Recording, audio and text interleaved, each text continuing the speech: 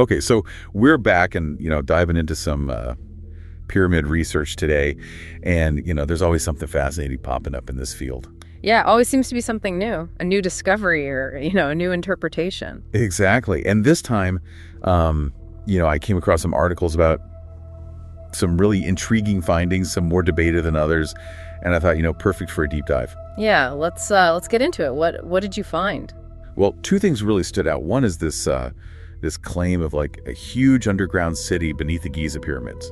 Oh, wow. Okay, I've heard whispers of this. Yeah, this is pretty wild, right? And then the other one is the discovery of this pyramid-shaped structure in the Judean Desert.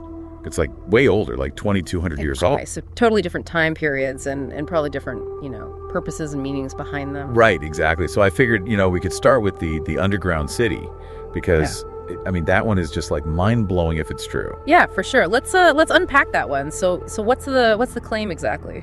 Okay, so there's this research team, Italian and Scottish, and they use this technology called SAR synthetic aperture radar to kind of like scan the area beneath the pyramids. Right. So SAR, it's basically using radio waves to create images of what's underground. So like kind of like an X-ray, but with radio waves. Exactly.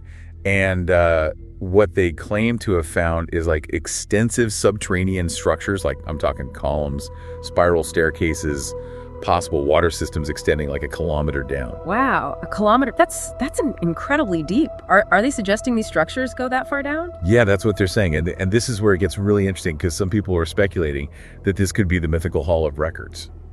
Oh, wow. The Hall of Records. Yeah, the repository of ancient knowledge supposedly containing, the history of lost civilizations, maybe even Atlantis. That's a pretty huge claim. Yeah, it's definitely grabbed a lot of attention, but as you might expect, it's also faced a ton of criticism from, the more established experts in the field. Yeah, I imagine. So, extraordinary claims require extraordinary evidence, right? So what are the main criticisms coming from? Well, two big names, Dr. Zahi Hawass, super prominent Egyptologist, and Professor Lawrence Conyers, who's an expert in radar technology. Both have serious doubts about this whole thing. Okay, and what are their main concerns? Obviously proving anything at that depth is going to be tricky. Right, so one of the big issues they point out is signal attenuation. Basically, as the radar signal travels deeper into the ground, it gets weaker and more distorted. Right, which makes it harder to tell what's a real structure and what's just like noise in the data. Exactly, and they also say that the evidence presented by the research team just hasn't met the rigorous scientific standards, for such a monumental claim. Yeah, I can see it's one thing to have intriguing readings, but it's another to definitively say, yeah, there's a whole city down there, especially when you're talking about something as legendary as the Hall of Records. Right. And it's not to say it's impossible, but yeah, definitely needs more, solid evidence before anyone can really say for sure. Absolutely. So, okay, we've got this incredibly intriguing but highly debated claim of an underground city at Giza. What about this other discovery? The pyramid structure in the Judean Desert. This one seems a little bit more straightforward. Yeah, this one's definitely less controversial. It's a physical structure. They actually found it, but there's still a lot of mystery surrounding it. Right. So tell me about it. What do we know about this structure? Well, it's dated to about 2,200 years old, which puts it in the Hellenistic period. Okay, so after Alexander the Great and the spread of Greek culture throughout the region. Exactly. And they found it along with some other artifacts like ancient bronze coins, which help to confirm the time period. Okay, so it's definitely from that era and it's pyramid-shaped. What else do we know about it? Like size, construction, materials, things like that? Well, the articles I read said it's made from hand-hewn stones, some of them weighing hundreds of pounds each. So not a small feat to build this thing. Wow. Yeah, that suggests a significant amount of effort and resources went into its construction, which makes you wonder even more about its purpose. Why go to all that trouble for what seems like a pretty remote location? Right, and that's the big question. They're still trying to figure out what it was used for. Some think it might have been a guard tower, maybe hinting at some kind of military presence in the area. Okay, that makes sense. A strategic lookout point. Others think it could be a grave marker. Yeah. Like a really elaborate one indicating some important burial. Yeah, or maybe even a monument commemorating a significant event or a person of high status. Exactly. And so far, they haven't found any inscriptions or anything that definitively reveals its purpose.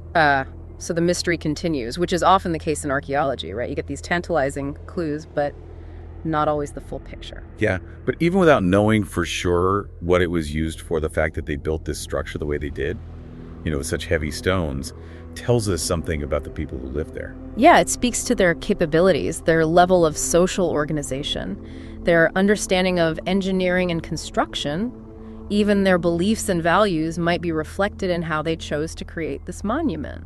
It's amazing how much we can learn from something even when we don't know exactly what it was for. Absolutely. And it just goes to show, archaeology is a constantly evolving field, always finding new ways to uncover and interpret the past. Right. Speaking of new ways, I was reading about this ScanPyramids project. Have you heard of this? Oh, yeah, that's a really cool project. They're using some cutting-edge technology to look inside the Great Pyramid without, actually damaging it. Yeah, they use this technique called muon tomography, which basically uses these particles called muons to kind of like X-ray the pyramid's interior. Right. Muons, they're these subatomic particles that can pass through super dense material like rock. And by tracking how they move through the pyramid, they can create 3D images of what's inside. And they've actually found some previously unknown voids using this technique. Yeah, which is super exciting because it opens up all these new questions.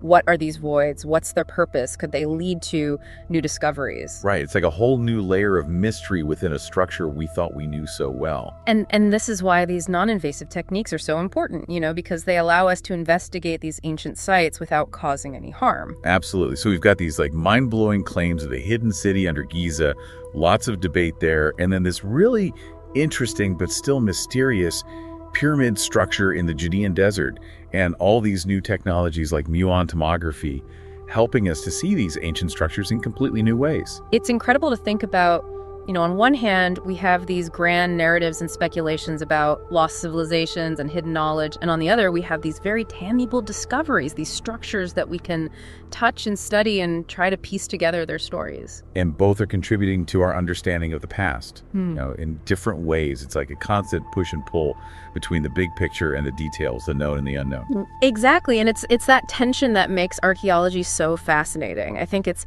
not about having all the answers, but about asking the right questions and being open to new possibilities, while also remaining grounded in scientific rigor.